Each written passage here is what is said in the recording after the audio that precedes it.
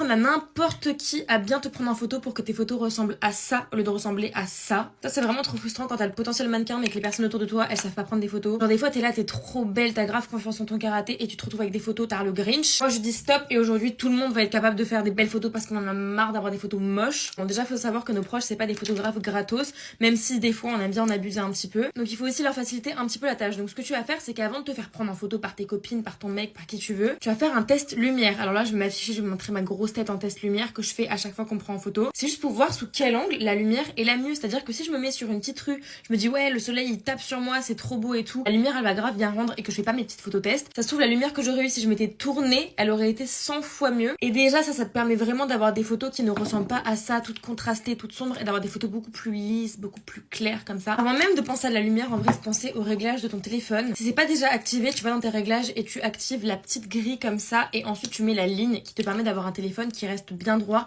où tu vas pas être genre comme ça sur ta photo. Parce que des fois on m'a pris en photo, c'est tellement tordu, j'ai cru que la personne qui m'avait pris en photo était bourrée. Donc une fois que t'as tes petites grilles, c'est important de dire à la personne qui te prend en photo qu'il faut que tu sois ici sur ta grille, là où je t'ai entourée. Vraiment que ton corps soit au milieu, pas que ta tête elle soit à droite, que ton corps soit à gauche. Et surtout par pitié, il faut vraiment leur expliquer que les photos comme ça là, en plongée sur vous, ça ne va pas du tout, on dirait des petits Oompa c'est pas possible. Je crois que j'ai vraiment deux photos qui illustrent très bien mon propos. Ça c'est la photo avant que je reprenne ma petite mamounette chérie qui m'avait pris en photo.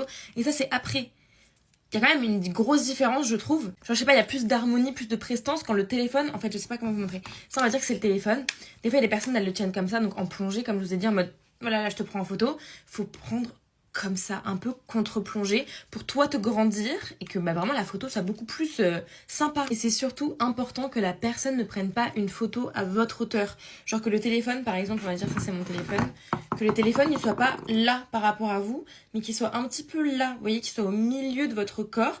Comme ça, genre en plus si on rajoute un petit contre-plongé comme ça, vraiment vous allez rentrer pile dans la photo, ça va être trop frais. Très important aussi, il faut arrêter de faire des photos une par une comme ça en faisant clic, clic, clic, clic. Vous faites des rafales. Faire des rafales, c'est genre tellement plus simple pour tout le monde. Ça veut dire que c'est plus simple pour la personne qui va te prendre en photo parce qu'elle a juste à appuyer sur le bouton comme ça. Elle reste littéralement statique pendant que toi tu fais tout le taf. Et ensuite pour toi c'est tellement plus simple aussi parce que tu peux être libre de tes mouvements, pas juste prendre une pause en mode gêné comme ça, t'en attendre que la photo se prenne, prendre une autre pause gênée. Non là tu bouges, tu peux rire. Au moins t'as des photos qui ont de la vie et pas juste une photo où t'es crispé. Et voilà comment apprendre à n'importe qui, même les personnes les plus incompétentes, à te prendre des belles photos.